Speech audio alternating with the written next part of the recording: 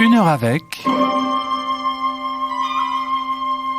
Rosemarie Pagnard. Une émission de Frédéric Casadessus.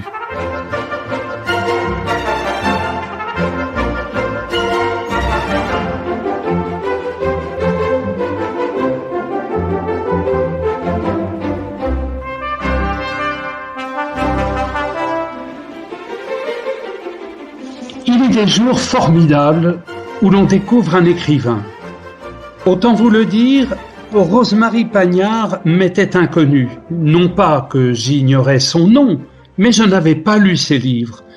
Et lorsque son éditrice a eu la gentillesse, la générosité de me faire découvrir Gloria Vinyle, le dernier livre de Rosemarie Pagnard, ce fut pour moi, j'allais dire, un éblouissement, un enchantement.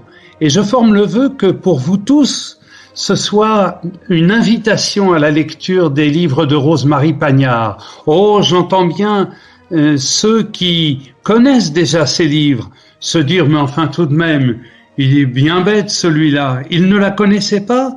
Et bien sûr, peut-être même dans le secret de leur cœur, imagine-t-il que je vais là dévoiler quelques talismans qu'ils gardaient pour eux au plus grand nombre des auditeurs de Fréquence Protestante. Non, vraiment, Rosemarie Pagnard est une écrivain formidable. Elle est suisse, de langue française, et elle accepte de nous accorder cette une heure avec, c'est-à-dire ce portrait qui lui est consacré. Rosemarie Pagnard, bonsoir. Bonsoir Frédéric.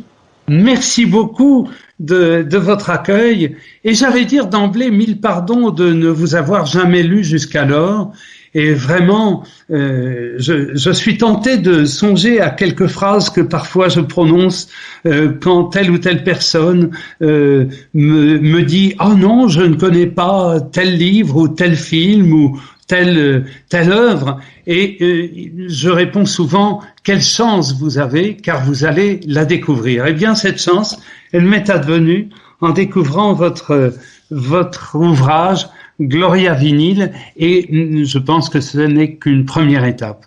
Alors, Rosemarie Pagnard, j'aimerais vous poser des questions toutes simples afin que nous vous connaissions d'une autre manière, puisque depuis Marcel Proust, on sait que Sainte-Beuve faisait fausse route et que la vie d'un écrivain n'éclaire pas forcément son œuvre. Il ne nous est pas interdit tout de même de découvrir le dessous des cartes ou le chemin personnel de celle ou de celui qui écrit des livres. Alors, Rosemarie Pagnard, une toute première question. Vous êtes suisse. Est-ce qu'il ne faudrait pas mettre un S à Suisse? Un S, mais pour quelle raison? Pour dire que la Suisse est un pays pluriel. Oui, eh bien, je pense que tout le monde devrait savoir que la Suisse est un pays multilingue. Nous avons 4 langues. Et je trouve ça assez extraordinaire, vu la petitesse de notre pays. Donc, chacune de ces langues est parlée par un nombre assez restreint de personnes. Disons que la première de ces langues est l'allemand, et dans l'allemand, qui est enseigné dans les écoles, il y a donc cette parenté avec l'Allemagne voisine, mais les Suisses allemands, comme on les appelle, ont pour l'usage quotidien, dirais-je, pour leurs entretiens privés, leur vie quotidienne, ils ont ce qu'on appelle les dialectes. Et il en existe, figurez-vous, plusieurs pour la Suisse alémanique. C'est-à-dire que, oui, moi j'ai vécu pendant plus de 20 ans à Bâle, donc j'ai appris ce qu'on appelle le Basertutsch, qui est c'est un des dialectes, je dirais, les plus distingués de tous les dialectes suisses, allemands, parce qu'il a quelques expressions qui ressemblent au français ou qui sont empruntées au français. Mais si vous allez en Argovie, ce sera un autre dialecte allemand. À Berne, également un autre dialecte, etc. Il y en a plusieurs. C'est assez remarquable cette variété dans le langage. Et est-ce que ces dialectes s'écrivent? Alors là, oui, même certains écrivains ont créé des œuvres en dialecte. Et je les admire beaucoup, parce que d'abord, ils ont peu de lecteurs, Et puis ensuite, c'est un exercice assez périlleux puisque rien dans les dialectes n'est vraiment fixé, pour l'orthographe par exemple. Voilà, et puis nous avons la Suisse romanche. Beaucoup de Français connaissent par ailleurs les Grisons, qui est la patrie de la langue romanche. Et c'est une langue, elle aussi, très mêlée de mots d'autres origines. C'est-à-dire, elle contient des mots latins, oui, c'est mêlé, ça ressemble à l'allemand, mais ça n'en est pas. Il y a aussi un peu d'italien, de français, donc c'est une langue très complexe que je ne connais pas. Et puis, vous avez l'italien, pour la partie tessinoise de la Suisse, l'italien qui communique avec l'Italie. Donc là aussi, c'est comme pour la partie suisse-alémanique, il y a la langue officielle qui est le bon italien qu'on écrit et qu'on lit, mais il y a aussi au Tessin différents dialectes selon les vallées. Et puis ensuite vient la Suisse romande à laquelle j'appartiens, où l'on parle le français. Mais en Suisse romande, nous n'avons pas de dialecte. Nous avons des expressions locales, régionales, comme ça se fait partout, en France aussi, j'imagine. Bien sûr. Alors, cette multiplicité des langues, des dialectes, constitue, selon moi, comme une sorte d'infiniment petit, mais en fait, c'est cela l'universel. C'est lorsqu'on est ancré dans une pratique et dans un ensemble de traditions qui paraissent microscopiques que l'on vise le plus à l'universalité, non? Oui, peut-être, oui. Et les Suisses ont été de tout temps, je pense, de grands voyageurs. Et puisqu'on parle de langue, je ferai remarquer aux futurs lecteurs de Gloria Vinyle que dans mon roman, j'ai introduit plusieurs expressions, voire des phrases entières en dialecte bernois. Ça me plaît beaucoup, dans tous mes romans, d'introduire des mots ou des phrases dans une autre langue que le français. C'est une curiosité et aussi une sorte d'envie de ma part. Vous voyez, une sorte d'envie un peu jalouse. Oui, je jalouse mais cela très, très gentiment, naturellement, les personnes qui ont ce talent d'apprendre et de savoir plusieurs langues. J'admire ça. Et je suis toujours très, enthousiasmée quand je me trouve dans une société, un groupe, où l'on parle plusieurs langues. Ça m'a toujours passionnée. Je ne sais pas, je trouve que, voilà, là, je vais atteindre quelque chose d'autre. Je vais aller un peu plus loin que ces frontières que forme ma langue. Bien qu'elle soit cette langue française, immense, je trouve, et on n'a jamais fini de l'explorer, n'est-ce pas? Mais cela vous vient-il de l'enfance? Où avez-vous vécu lorsque vous étiez petite fille, Rosemarie Pagnard? Eh bien, pas vraiment. Je suis née dans le Jura suisse, dans le canton du Jura, comme on l'appelle maintenant, où l'on a toujours parlé le français. Et donc, jusqu'à l'âge de 18 ans, je n'ai pas été confrontée à d'autres langues. Et puis, à 18 ans, je suis allée avec mon mari, René Mira, m'installer à Bâle, ville de langue allemande. Et là, à Bâle, ville frontière aussi, il faut le dire, avec la France, avec vous. Là, j'ai appris naturellement le bon allemand d'abord, puisque j'ai même traduit des textes, des textes de l'allemand en français.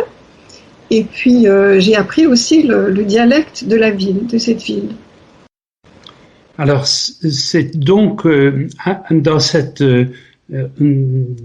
gymnastique intellectuelle ou sensorielle, je ne sais pas comment appeler ce phénomène, d'isolement dans un langage et de découverte d'un autre langage, que se situe votre épanouissement en tant que et votre imaginaire. Est-ce qu'on pourrait dire cela comme ça?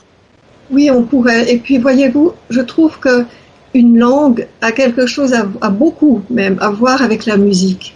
Chaque langue ou chaque dialecte a une musique différente. Ah oui, alors ça, on va en parler tout à l'heure parce que vous avez un sens musical du français qui est éblouissant. Mais continuez, je vous en prie. Je vous remercie, merci. Mais oui, pour moi, quand j'entends parler une autre langue, même si je ne la comprends pas, eh bien, j'écoute ces sons comme quand j'écoute une musique, très attentivement. Mon oreille est très, sensible au son, à la musique. Et voilà, un dialecte a aussi une musique, comme le français, qu'on aime tant il est beau. Mais l'allemand aussi est très beau. Écoutez le Hochdeutsch parlé par quelqu'un qui l'a pratiqué et qui le sait parfaitement, c'est une langue merveilleusement musicale aussi. Vos parents étaient-ils de grands lecteurs ou mélomanes qu'ils vous vous ont-ils transmis cette double passion des livres et de la musique? Non, malheureusement non, parce que j'aurais appris beaucoup plus de choses, naturellement. Non, mes parents n'étaient pas lecteurs du tout. Mon père un peu quand même, mais ma mère moins. Et concernant la musique, eh bien, ma mère avait une oreille très sensible, peut-être une oreille parfaite même. Elle a joué dans son enfance du violon et du piano. Mais elle a dû s'arrêter, et voilà, c'était l'époque de la guerre aussi, et pour des raisons multiples, elle n'a pas continué. Et grâce à ma mère d'ailleurs, qui avait conservé tout au long de sa vie son violon d'enfant, son violon 3/4, j'ai pu moi-même apprendre le violon. Lorsque j'avais 13 ans, j'ai commencé, j'avais un professeur, Mademoiselle Marquis, comme ça, j'ai gardé son nom avec beaucoup d'amour, et c'était une femme extraordinaire. Et sachant que mes parents n'avaient pas les moyens de m'offrir des leçons, donc elle me les offrait elle. Donc voilà, et puis elle m'a fait entrer dans l'orchestre du collège que je fréquentais. Voilà, et ensuite je l'ai encore eu comme professeur pendant quelques années. Donc vraiment, vous êtes tout de même obstiné à maîtriser l'art des sons, ou en tout cas à vivre au milieu des sons de la musique. Oui. Mais je ne dirais pas obstiné, c'est plutôt que j'ai été attirée très très jeune, une petite enfant déjà par la musique classique, j'entends. Vous voulez dire que ça n'était pas un effort, vous le faisiez par goût et par passion. Oui, mais je ne sais pas comment dire, c'est quelque chose qui est en moi, voilà, que j'ai toujours possédé. Et quand j'étais enfant, je me souviens très bien que mes parents avaient un vieil appareil radio, alors j'arrivais à le faire fonctionner et j'arrivais le plus souvent à trouver de la musique classique, mais je ne savais pas ce que c'était que j'entendais. Je ne savais pas si c'était du Mozart, du Haydn, du Scarlatti, etc. Je ne connaissais rien à la musique, mais je connaissais les sons, je les reconnaissais. Il me semblait que je reconnaissais les sons, les harmonies, les mélodies, tout. Et je dansais, voilà, la danse, donc c'est aussi quelque chose de très corporel pour moi, la musique.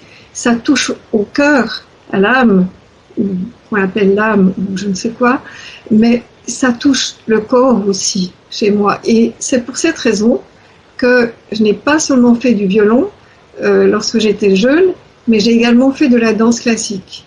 Et pour moi, les deux choses étaient liées très étroitement.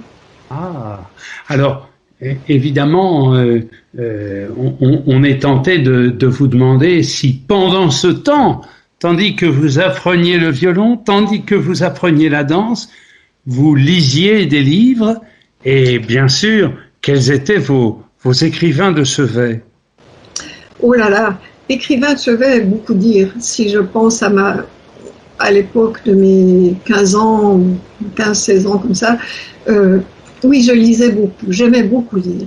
Mais je lisais ce qui était à ma portée, c'est-à-dire les livres de la bibliothèque du collège, naturellement. Oui. J'allais bénévolement aider à faire à recouvrir les livres d'un papier tout à fait moche, un papier beige, mais dont je me souviens très bien. Et j'étais là avec un professeur qui était un grand lecteur et puis qui me disait mais prends ce livre-là à la maison ou bien prends cet autre livre. Et je crois qu'il y avait surtout des livres dans le lot, des livres plutôt d'aventure, plutôt genre Jack London, vous voyez, des choses comme ça, qui me faisaient voyager au loin dans des lieux inconnus pour moi. Mais ça m'ouvrait aussi à l'écriture, naturellement, parce que parallèlement, très jeune, quand j'avais 12 ans déjà, j'ai demandé à ma mère, comme cadeau d'anniversaire, je m'en souviens très bien, un album pour pouvoir écrire. Et elle m'a offert un album qui était pas très, qui faisait pas, qui payait pas de mine, disons, mais il y avait une couverture en faux cuir, je me souviens, vert foncé. Et puis là-dedans, j'ai écrit ce que j'appelais des poèmes, mais malheureusement, je ne les ai pas gardés. Mais je me souviens qu'il y avait des titres assez fous pour l'enfant que j'étais encore, ou la préadolescente. Il y avait, je ne sais pas, la Toussaint, alors je décrivais les choses que je voyais dans ma petite ville qui concernaient cette fête-là. Et puis il y avait, par exemple, un autre titre, c'était le Carrousel, et je montrais les 4 saisons, et la vie et la mort, enfin des choses qui, aujourd'hui, me semblent presque incroyables pour une enfant. Mais voilà, c'est comme ça que j'ai commencé. Étiez-vous bercé d'une culture catholique ou protestante, ou bien pas du tout? Eh bien, mes parents étaient catholiques, mais non pratiquants. Et puis maintenant, moi, je n'ai pas de religion affichée. On pourrait dire que vous en avez une, c'est la littérature, mais oui, c'est forcé peut-être le trait, non? Oui. Et puis, on peut aussi l'appeler, pas seulement littérature, mais c'est un amour de la vie et des êtres vivants. Et même des choses inanimées. Oui, on va en dire un mot tout à l'heure, puisque les êtres inanimés tiennent un rôle important dans ce récit qu'est Gloria Vinil. Rosemarie Pagnard, la littérature suisse est une littérature que l'on présente souvent comme intimiste, c'est à tort. Blaise Cendrars était un très grand voyageur, et j'ai le sentiment que vous vous situez dans cette tradition justement des aventurières et des aventuriers. Alors, le mot, la musique des mots, tout à l'heure, vous savez, j'ai employé le terme obstiné, vous m'avez repris en disant pas obstiné. Mais en fait, c'était un lapsus de ma part. Pourquoi? Parce que je pensais, en vous lisant, à Louis-René Desforêts, auteur d'un très beau livre appelé Ostinato, que certains de nos auditeurs connaissent sans doute. Et il y a un cousinage entre vous et Desforêts. Mais il me semble que vous allez beaucoup plus loin grâce justement à la légèreté, la fluidité. Alors, revenons à vous, pardonnez-moi. Hein, ce que je dis là, c'est l'enthousiasme, et je ne voudrais pas que nos auditeurs et vous-même vous lassiez de mes emballements. Mais vous posez une question à propos de la musique des mots. Un écrivain suisse se présentait comme disciple de Flaubert. Il nous a quittés il y a quelque temps.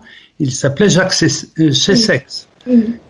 Est-ce que vous diriez que Flaubert, dans l'anniversaire, 200e anniversaire, cette année de la naissance, est un écrivain dont vous vous sentez proche, Rosemarie Pagnard? Non, ce serait mentir que de vous répondre par l'affirmative. Non, pas vraiment. Non, vous voyez, j'ai plutôt, d'ailleurs, vous l'avez remarqué, vous l'avez dit, dans ce dernier roman, des lectures qui sont d'un genre différent et souvent en langue étrangère. Donc, je lis des traductions. Mais ça n'empêche pas de reconnaître un auteur à travers une traduction. Vous êtes d'accord? Oui. Ben oui, n'est-ce pas? Sinon, on serait ignorant de presque la totalité du monde si nous n'avions pas les traducteurs. Imaginez un peu. Et voilà, donc non, je ne me sens pas disciple de Flaubert. Quels sont les écrivains qui, pensez-vous, en tout cas, vous ont profondément marqué? Oh, tant et tant, vraiment. C'est vrai. Ah oui, beaucoup, beaucoup, parce que ah oui, j'adore lire. Je pense qu'on ne peut pas dissocier la création littéraire de la lecture. Déjà ça, n'est-ce pas? Donc forcément, au cours de ma longue vie, parce que voilà, je suis déjà pas mal, tu vois, donc j'ai lu beaucoup.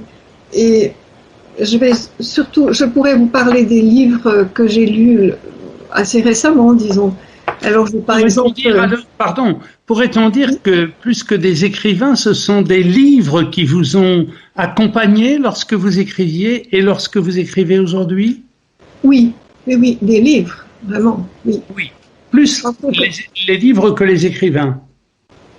Oui, naturellement, parce que je trouve ça normal, parce que je ne peux pas connaître chaque auteur. Vous voyez, j'ai pendant une dizaine ou quinzaine d'années écrit des chroniques littéraires et pour le journal Le Temps.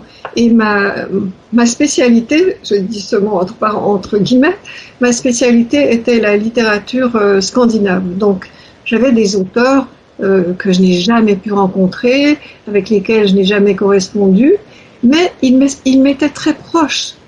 Ils m'étaient très proches parce que c'est ce qu'ils ont écrit qui me touchait et qui était important, qui est important encore parce que je relis beaucoup les livres que j'aime. Donc, ce sont les livres, pas les personnes. Je trouve que c'est l'œuvre qui compte. Ça ne me tente pas tellement de connaître l'auteur d'un livre que j'aime. J'en ai même pas envie. Je n'y pense pas, voyez-vous. Moi, je ne suis pas... oui, comment dire? Je ne vais pas... Si je vais au-delà de l'œuvre, puisque avec ce qui est écrit, je me fais aussi tout un monde. Je vis avec ce qui est écrit, avec ce que j'ai lu. Oui. Mais je n'ai pas la curiosité ensuite de savoir à quoi ressemblait tel auteur ou tel autre, voyez-vous. Et il m'est arrivé de le savoir sans l'avoir désiré et d'être un peu déçu. Voilà, c'est une chose que d'autres personnes connaissent. Et puis là, il faut peut-être faire une distinction entre la personne et l'œuvre. Mais ça, c'est une question éternelle, dirais-je, qui n'a pas de réponse jusqu'à ce jour. Oui, évidemment. Inversement, on pose rarement la question contraire, c'est-à-dire on ne demande jamais aux écrivains quels sont les écrivains qui les font réagir négativement. Or, il me semble que lorsqu'on écrit, il est des écrivains qui vous font déjouer, qui vous contrarient et qu'il vaut mieux tenir à distance parce qu'ils ne vous font pas de bien. Est-ce que vous êtes d'accord avec cette opposition? Oui, c'est très spécial votre question. Donc je ne vais pas citer de nom, mais effectivement, parfois je tombe sur un livre et voilà, je l'ouvre, je commence à le lire et immédiatement je me dis non, jamais. Mais c'est justement ce qu'il ne faut pas écrire. Ah non, jamais, jamais. C'est ce qu'il ne faut pas écrire. Mais en même temps, eh bien, vous voyez, quand on sait ce qu'on ne doit pas faire, peut-être qu'on sait un peu plus ce qu'on doit faire. Mais juste un peu plus. Alors c'est déjà utile. Mais voilà, après, je n'ai pas besoin d'en parler ou d'en faire une chronique. Oui, bien sûr. Voilà. Non, il ne s'agit pas de dénigrer nos contemporains, le droit de la conversation, mais de partager ce sentiment peut-être avec nos auditeurs. Même les grands anciens peuvent être contrariants. Il y a des écrivains qui peuvent vous faire déjouer, même s'ils sont reconnus, non? Oui, mais alors à ce moment-là, je crois qu'on s'en aperçoit assez vite qu'on n'est pas fait pour ce genre de livre, si vous voulez, de littérature, et on s'abstient de le lire parce qu'il y a tant et tant d'autres choses qui nous attendent. Bien sûr. Voilà, je ne vais pas m'éterniser et prendre mon temps pour quelque chose qui ne m'apporterait rien. Peut-être par incompréhension, je le reconnais, il faut rester humble devant toute œuvre, mais aussi par goût, par un goût inné. Ça ne correspond pas à mon goût, donc pourquoi m'obstiner? Je vais ranger le livre ou ne pas l'acheter, et puis je vais en découvrir un autre qui me parle, qui va m'apporter quelque chose. Et bah, c'est ça qui nourrit. Je trouve que c'est une nourriture, la lecture. Non? Vous êtes de mon avis. Je vous crois Vous devez être aussi gourmand que moi, je suppose. Ah, ça, je ne sais pas. Il s'agit de vous, Rosemary, et pas de moi. Alors, on parle aussi très souvent de l'angoisse de la page blanche. Tout à l'heure, vous avez parlé de la musique en disant que la musique exigeait de vous de mobiliser votre corps. Oui. Est-ce que vous n'avez pas l'impression qu'écrire exige aussi une énergie quasi physique? Alors là, c'est difficile. Je trouve que l'écrivain n'est pas assez actif physiquement, justement. Voilà, mais ça n'empêche pas de faire quelque chose avec son corps hors des moments d'écriture. Par exemple, moi, je continue à faire des exercices de danse. Ah oui. Parce que, bah voilà, je accompagnée par une musique que j'aime, mais qui se prête justement au mouvement. Ça me plaît beaucoup. Et puis, sans doute, comment dire, ça m'enlève une certaine pesanteur du corps qui vient lorsqu'on est resté plusieurs heures devant ses feuilles, devant sa machine à écrire, parce que j'ai encore une machine à écrire, et mon ordinateur, mon ordinateur. Donc voilà, ça aide, je trouve. Et il faut, comme on dit, s'aérer l'esprit. C'est une façon. Il faut bouger son corps. Je trouve que c'est très important. Mais oui, pour l'écrivain, c'est assez difficile physiquement, souvent. Beaucoup d'écrivains se plaignent d'avoir des maux de dos. Enfin, et puis c'est assez marrant parce que on entend aussi parler des musiciens. Vous avez entendu ça souvent, les musiciens ils ne se plaignent pas, mais les pauvres souffrent de ceci ou de cela, de tel membre du corps qui est leur outil de création, n'est-ce pas? Sûr.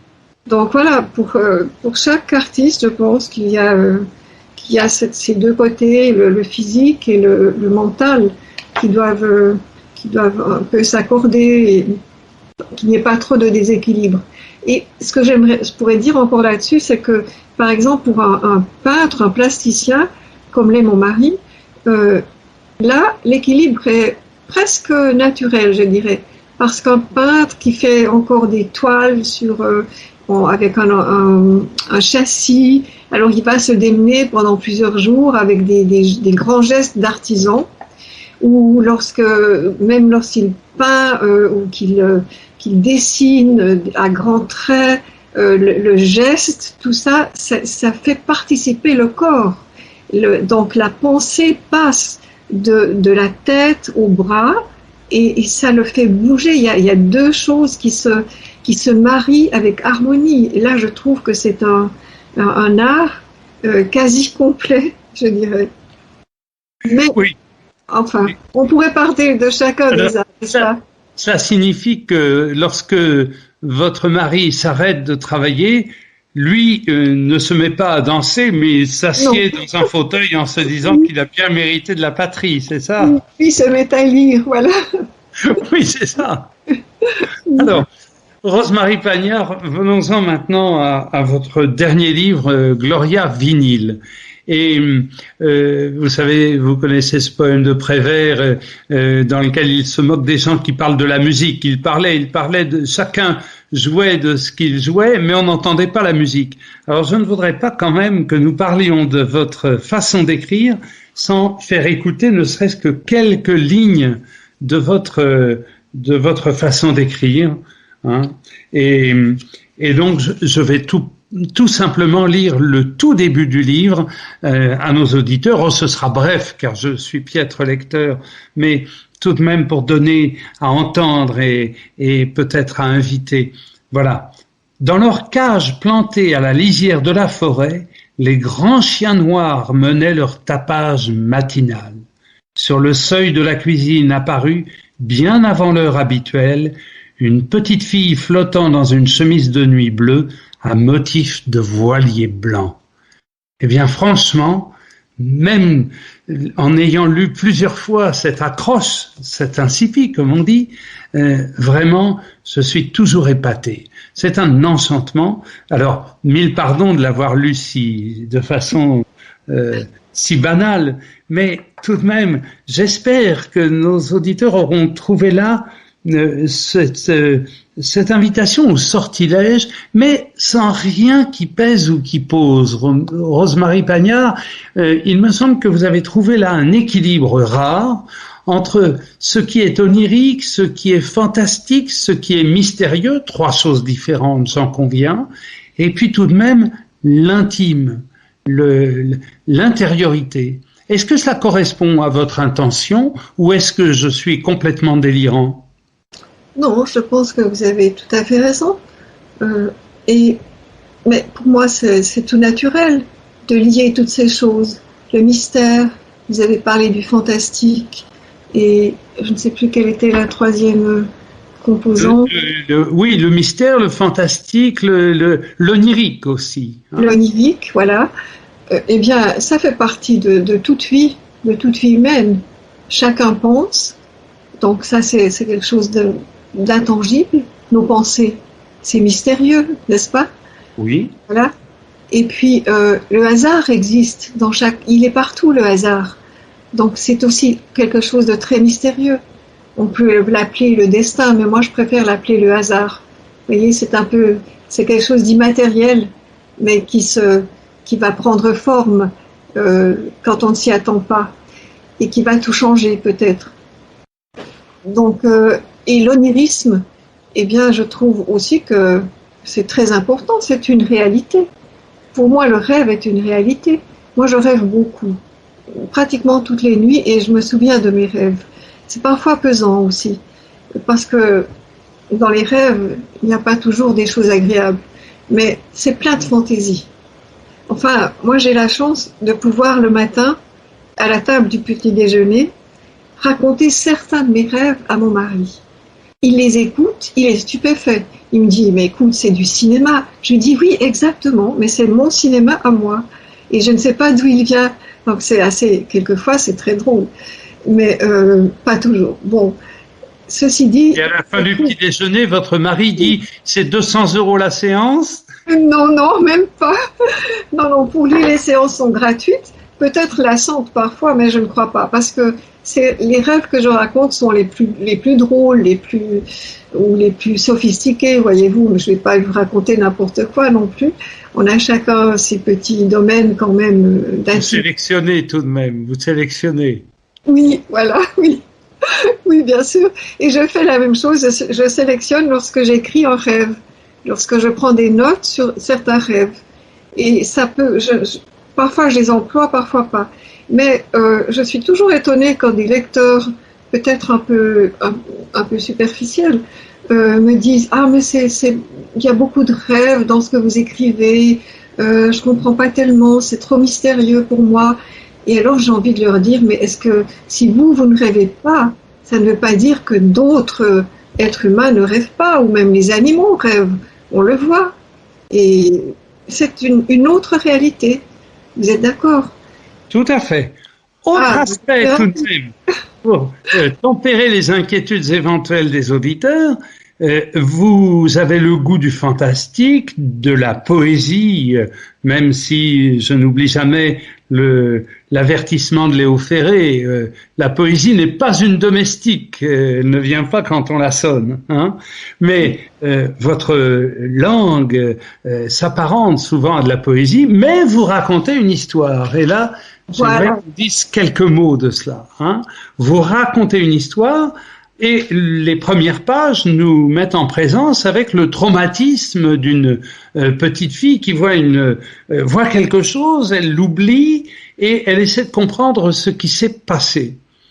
Et c'est ce que je trouve formidable chez vous, c'est que justement, vous vous inscrivez dans notre temps. Nombre de gens publient des livres qui racontent des histoires terribles qui leur sont arrivées, parfois à eux-mêmes, ou à des petites filles, des petits garçons, parce que là, évidemment, ça engendre immédiatement chez le lecteur un sursaut d'émotion.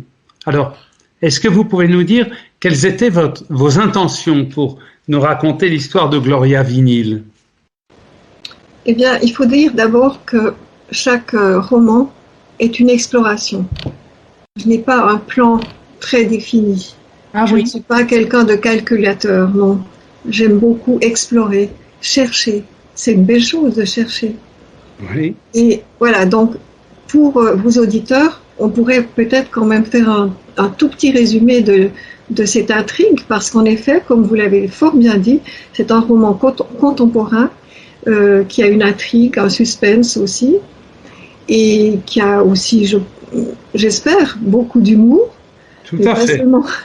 Je pense qu'il y a un certain équilibre entre la tragédie et l'humour. Je pense, pour ma part, il y a davantage d'humour et d'amour que de tragédie et de peur, par exemple.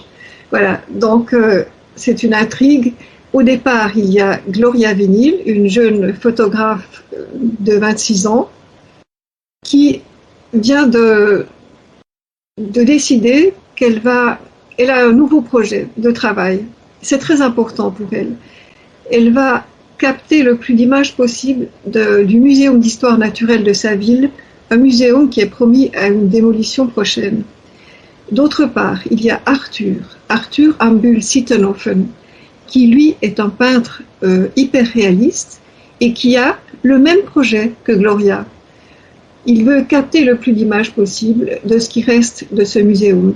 Mais chez lui, c'est un rôle, il a lui un rôle quasi officiel dans cette, dans cette lutte contre l'oubli de ce monument et la documentation sur ce monument. Donc, les deux personnages, Arthur, peintre un peu plus âgé que Gloria, vont se rencontrer. Ils ont le même projet, mais chacun a un autre moyen de s'exprimer. L'une, c'est la photographie, l'autre, c'est la peinture. Une peinture hyper réaliste que d'ailleurs tout le monde trouve plutôt laide. Mais il n'empêche, ce cher Arthur abat son travail, si je puis dire, presque nuit et jour, parce qu'on va tout raser de ce muséum et de ce troupeau. Imaginez un peu un troupeau d'animaux empaillés, c'est comme un troupeau de fantômes avec ses yeux de verre qui luisent sous la voûte de vitraux colorés du muséum. Et voilà, c'est ce que découvriront ces deux personnages qui vont tomber amoureux l'un de l'autre. Donc c'est une histoire d'amour aussi. Et voilà, puis Gloria, on l'a dit, on l'a fait comprendre à travers la première phrase que vous avez eu la gentillesse de lire. On comprend que Gloria a subi ou vécu quelque chose d'assez terrible dans sa petite enfance et elle ne s'en souvient pas. Donc il y a une amnésie là, qui joue un rôle. Et on appelle un traumatisme en psychanalyse. Voilà, exactement, oui, exactement. Alors quelquefois, elle est jeune, Gloria, puis elle dit souvent, moi je suis née pour être heureuse. Oui, c'est son frère aîné qui lui a dit ça, tu es née pour être heureuse.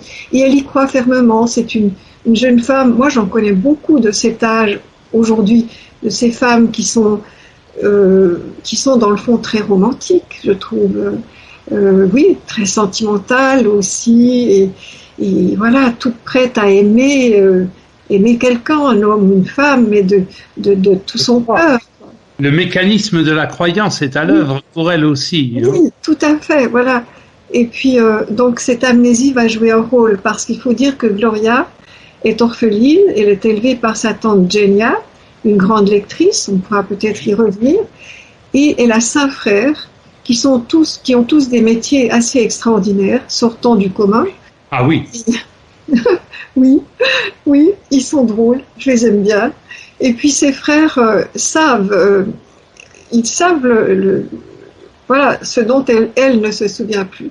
Mais ils ont promis à leur père de ne pas le révéler à Gloria avant qu'elle soit adulte. Et voilà, le temps passant, ils ont chacun... Quand est-ce qu'on devient adulte? C'est aussi voilà, il y a ça aussi. Et puis, voilà, donc il y aura une sorte de conflit et puis d'arrangement avec toute cette fratrie. un peu rocambolesque quand même.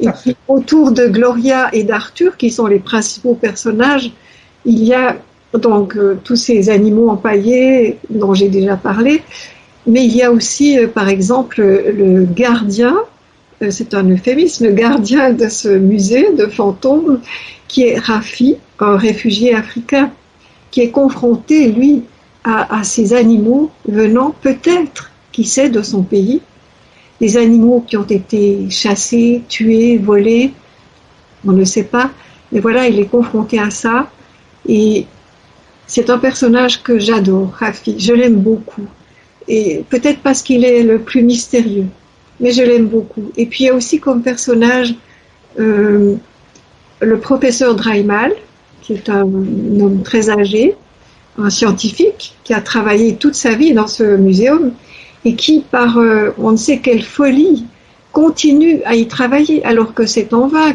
ça ne sert plus à rien, n'est-ce pas? Il est depuis longtemps à la retraite, le pauvre. Oui, alors le pauvre, le merveilleux professeur Dreimal répare des petits singes sageaux, des singes empaillés, il les répare et puis il demande l'aide de Gloria et voilà, et puis ça donne une sorte d'amitié, lui caresse les cheveux de Gloria parce qu'il les confond. Oh, je trouve ça très joli, moi je l'ai senti en l'écrivant. Il confond ses cheveux de Gloria avec les queues de ses petits singes et voilà, puis on va assister aussi à une scène finale avec le professeur qui... n'en dites rien, sinon les auditeurs vont téléphoner en disant... On ne dit pas, d'accord, on ne va pas dire la fin. Mais juste qu'il tient un rôle important. Et puis aussi, comme autre personnage, qui est peut-être, même celui-là, le fil rouge secret, mystérieux de toute l'histoire, c'est Till, le frère aîné de Gloria. Qui est... Je crois disparu. Hein, voilà, on le croit, enfin, il est disparu en mer, dit-on, mais c'est un homme très mystérieux, on va quand même le découvrir, et là aussi je crois qu'il vaut mieux ne pas en dire trop. Absolument. Maintenant, merci de cette présentation, Rosemarie Pagnard, parce que en vous écoutant, on sent que vous prenez le temps des choses, vous y glissez votre humour, on pourrait dire un peu de malice, surtout cette grande fantaisie qui vous signe. Et justement, je voudrais vous poser cette question.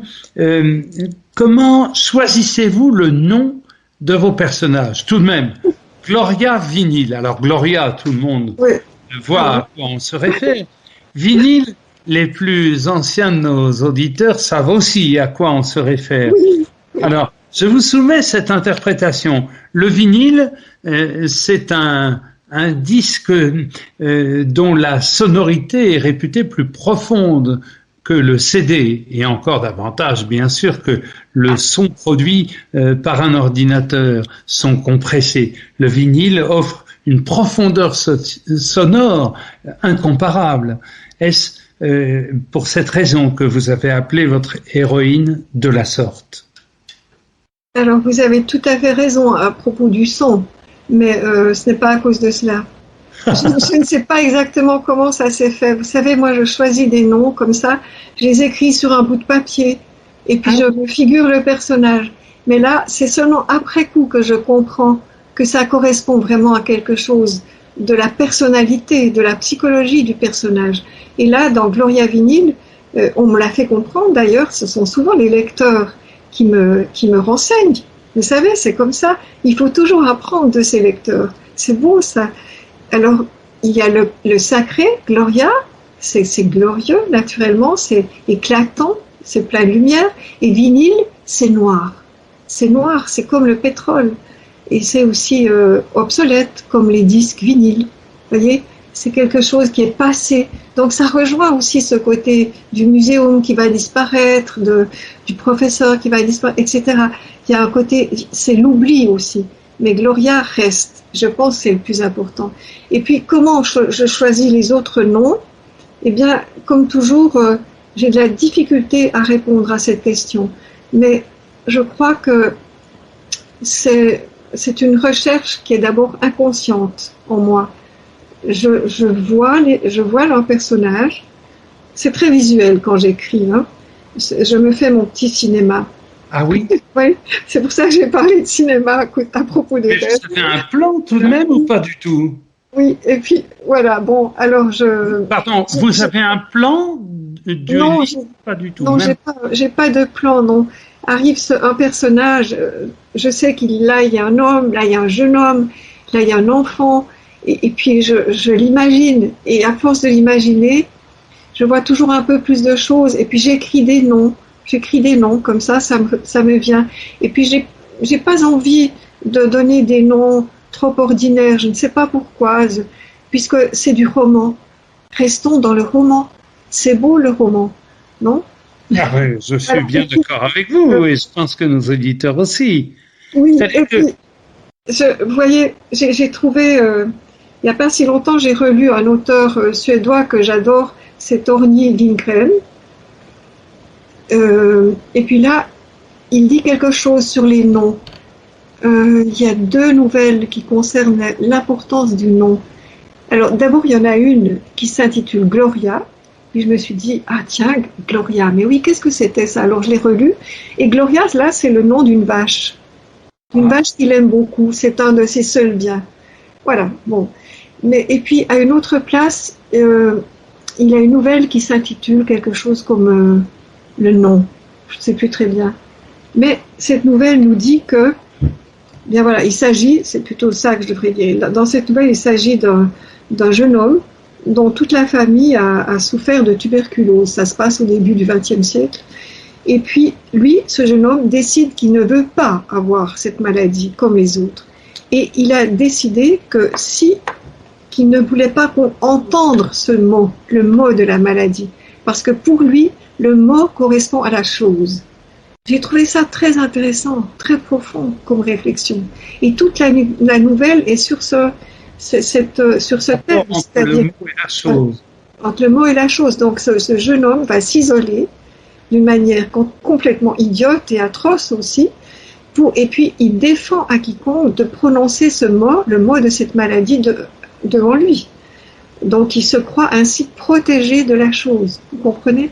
Donc diriez-vous que vous, justement, pour rebondir sur cette évocation, diriez-vous que vous êtes protégé des tourments de l'existence par la littérature? Oh, hélas non. Non, l'existence est l'existence. Elle ne vous ménage pas parce que vous êtes grand lecteur et parce que vous entrez dans les histoires, les miennes ou les autres. Pas du tout. Non, j'ai vécu des drames. Nous avons perdu notre fille aînée du sida, qui est décédée du sida en 94, à 30 ans. Donc nous avons vécu plusieurs années extrêmement difficiles, mais avec le recul aussi très lumineuse, parce que c'était dans le drame, je pense que ça arrive souvent, dans le drame, il y a quand même une lumière, il y a quelque chose d'éclatant, de lumineux, oui, je ne peux pas dire autre chose, de lumineux, mais qu'on apprend ou qu'on ressent un peu après les choses, après les faits. Vous voyez, les faits sont toujours des choses brutales qui vous atteignent de plein fouet. Vous n'y pouvez pas y échapper. Mais ensuite, il y a quelque chose de particulièrement brillant qui se dégage de tout cela. Et on l'emporte avec soi. Et ça devient un souvenir, des souvenirs. Ça devient, comment dire, quelque chose qu'on va transfigurer à travers notre mémoire. Et j'ai d'ailleurs écrit un livre là-dessus. Je ne sais pas si tout le monde l'a compris, mais j'ai aimé l'écrire. C'était vraiment un livre d'amour. Ça s'intitule « J'aime ce qui vacille ». Mais j'ai pas pu l'écrire, et je n'avais d'ailleurs même pas envie ou l'idée de l'écrire après la mort de notre fille, pas du tout. Je l'ai écrit bien longtemps après. Il n'y a pas longtemps que je l'ai écrit. Et voilà, donc ceci pour vous dire qu'on peut sublimer aussi les choses horribles qui nous arrivent. et puis finalement aussi les mettre, pardon, les mettre en balance avec les choses qui arrivent dans le monde. Il faut aussi être attentif au monde. Il ne faut pas être replié sur soi, sur ce qu'on écrit, sur ce qu'on lit. C'est un joli petit monde, d'accord, mais la vie, elle s'étend partout sur cette planète, et même en dehors. Et il faut être attentif à ça, il faut aussi être observateur si on veut écrire. Même si on peut écrire une chose assez intime, je pense que c'est indispensable de savoir ce qui se passe en dehors de soi, de son petit monde. Il faut donc aussi mettre les choses à distance, même les choses les plus terribles, voilà, pour pouvoir écrire. Hein. Oui. On peut pas. Parfois, les gens qui souffrent horriblement reçoivent ce conseil. Vous devriez l'écrire, mais c'est impossible. Quand on souffre, on ne peut pas écrire. Oui. Ou alors on peut écrire, mais ça ne vaut rien d'autre que pour soi. Ce ne sera pas de la littérature. C'est la différence. Tout le monde est libre d'écrire s'il a besoin. Ça, c'est autre chose. C'est une chose privée. Mais ça n'a rien à voir, à mon sens, avec ce qu'on appelle la littérature. La littérature est un art. Et c'est ainsi que je la vois, moi, et que je la vis. Dans quelle direction regardez-vous actuellement, Rosemarie Pagnard, après avoir publié chez Zoé Gloria Vinyle? Imaginez-vous d'autres aventures ou bien laissez-vous l'écho de ce récit suivre son chemin en liberté avant d'en imaginer d'autres? Non, j'en ai déjà imaginé un autre monde, une autre aventure romanesque aussi. Bon, je ne sais pas si j'y arriverai. C'est toujours un peu un défi, naturellement. C'est vrai. C'est un défi de commencer quelque chose. C'est un peu un contrat avec soi-même. Et honorer ce contrat, chose difficile parfois. Mais oui, je pense écrire quelque chose sur un voyage que j'ai fait en Lituanie. C'était un voyage pour je sais plus ce que c'est, un festival de littérature. Et puis, j'aimerais mettre en confrontation la littérature réaliste et la littérature de fiction. Parce qu'on entend ça en littérature de fiction. Voilà, mais on ne le met pas en regard de l'autre, qu'on n'appellerait pas fiction, mais peut-être une littérature historique, enfin, ou documentaire, ou je sais pas, non pas documentaire, c'est un peu stupide, mais scientifique non plus, disons, plutôt réaliste, quoi. Faire une différence entre le réalisme et la fiction. Voilà, donc, à travers une histoire assez rocambolesque, dans mon esprit actuellement, voilà, j'aimerais peut-être jouer avec ces deux notions. Est-ce que vous avez le sentiment d'incarner une singularité romanesque parmi les écrivains contemporains? Oh là là, ça c'est... Non, je ne me sens pas singulière, non, c'est moi, mais je ne pense pas être... Je ne sais pas, qu'est-ce que veut dire singulière? Nous sommes tous des êtres singuliers. Nous sommes abreuvés d'un certain nombre de romans, soit romans à l'eau de rose, soit récits dont les auteurs mériteraient plutôt de s'allonger pendant une dizaine d'années pour nous laisser tranquilles, soit encore de récits, je dirais, qui s'inspirent des trames romanesques du XIXe siècle. Vous, il me semble que vous conciliez l'esprit contemporain et des formes tout à fait originales, Rosemarie Pagnard. Vous n'êtes pas d'accord avec ça? Oui, mais c'est tout naturel. Vous savez, je me sens pas singulière à cause de ça. D'accord. C'est tout naturel. Moi, je suis surtout pleine d'admiration pour des gens, pour des auteurs, et je ne leur arrive pas à la cheville. J'entends, ce sont des modèles pour moi, ou plutôt pas des modèles, non, plutôt des compagnons. Vous voyez, Nabokov dit quelque part une très jolie chose là-dessus, sur ces liens qu'il entretient avec des auteurs qu'il aime. Il dit, je suis sur une planète, c'est la mienne, et je vois passer dans le cosmos d'autres petites planètes que j'aime. Et alors, avec amitié, on se fait un petit signe de la main. Oh, c'est moi, c'est toi, oui. Et voilà, et je suis heureux. Eh bien, c'est un peu mon cas, voyez-vous. Je lis un livre que j'aime, qui me passionne, et puis je me sens nourrie, et donc je vais continuer. Après, savoir si les chroniqueurs, les lecteurs, etc., vont me trouver singulière ou particulière, je ne le sais pas. Mais merci beaucoup. J'espère en tout cas que les auditeurs de Fréquence Protestante auront le désir de vous lire. Rosemarie Pagnard, je rappelle le titre de votre nouveau livre, Gloria Vinyle. C'est un livre paru aux éditions Zoé. Nous vous souhaitons une excellente soirée. Merci beaucoup Rosemarie Pagnard et bonne soirée à tous. Merci Frédéric.